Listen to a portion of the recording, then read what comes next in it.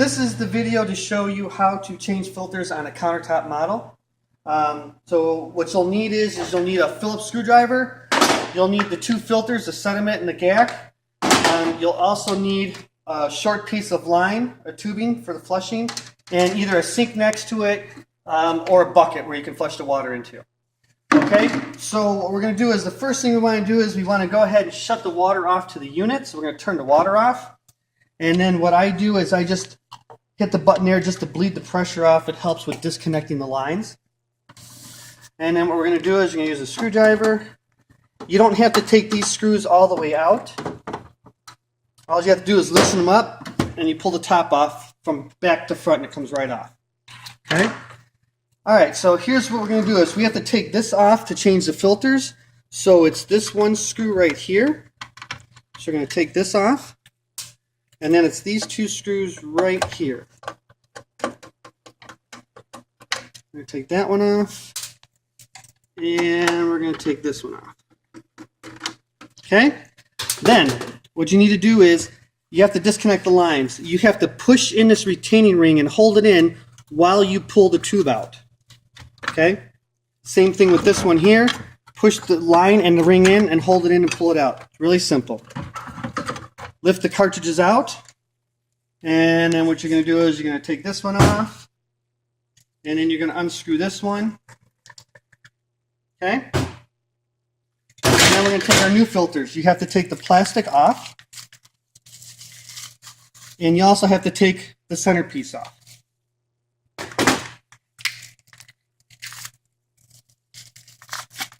These filters have to be flushed. You can't just put them in and turn the water on and walk away. They have to be flushed. Okay, so you put the sediment in with the sediment, put the GAC in with the GAC.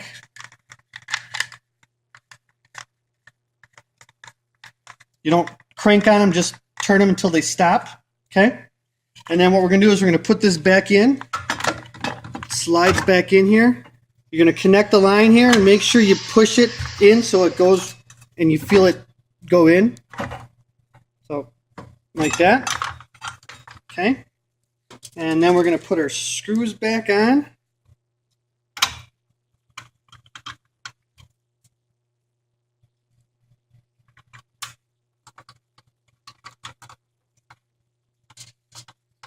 Okay, last screw. Then what we're going to need to do is we're going to need to flush those filters. So, what you do to flush the filters is you should have an ice maker coffee port.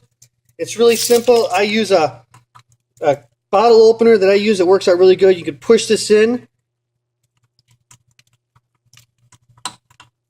It used to work really good. And you just hold this retaining ring in while you pull this out. You can take the line, put the line in there, and then what you got to do is turn the water back on and either have this into a sink or into a bucket. But you have to flush the filters. So you turn the water on.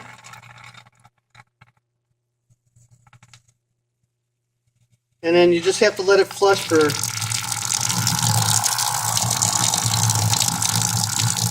just have it flush for a couple minutes.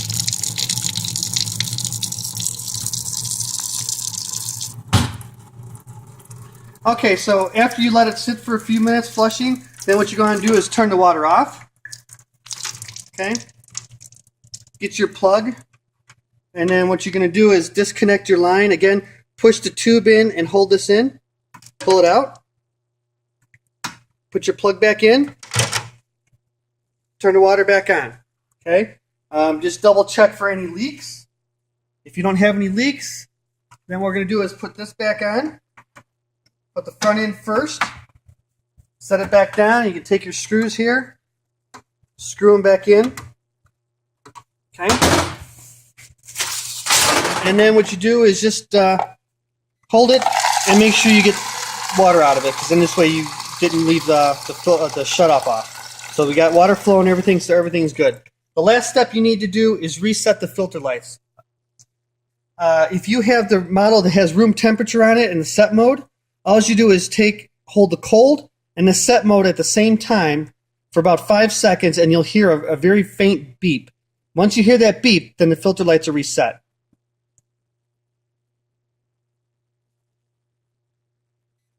Okay, and that's all you gotta do. Is if you're unsure, just hold those two again. Listen very carefully for the beep. Once you hear the beep, you're all done.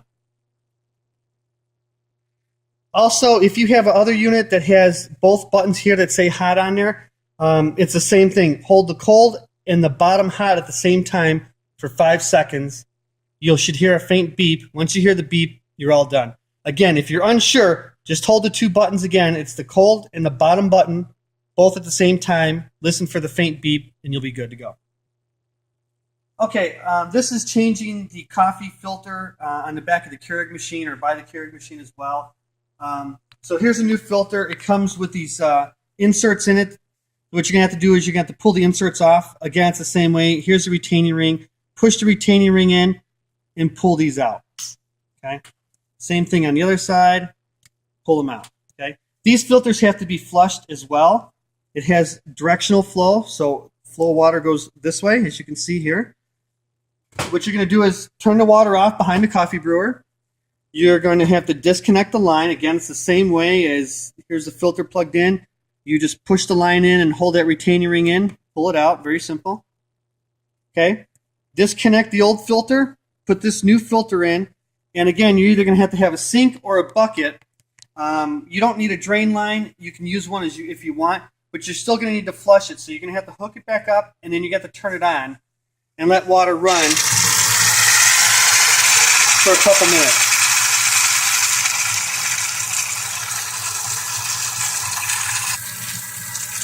All right, after you let this run for a few minutes, then you just turn the water off. Okay. And then all you have to do then is just connect it back to the back end of the Keurig. With your line. It's very simple. Just plug it right in the back of the Keurig machine. Turn the water back on. And then on the Keurig machine, just brew a cup of just hot water just to make sure it gets the air out of the system. Open it up. Take a K-cup out. Make sure it's empty. Close the basket, and then it'll say continue anyway. Hit yes, and then just brew a simple 6-ounce cup of hot water, and you'll be good to go.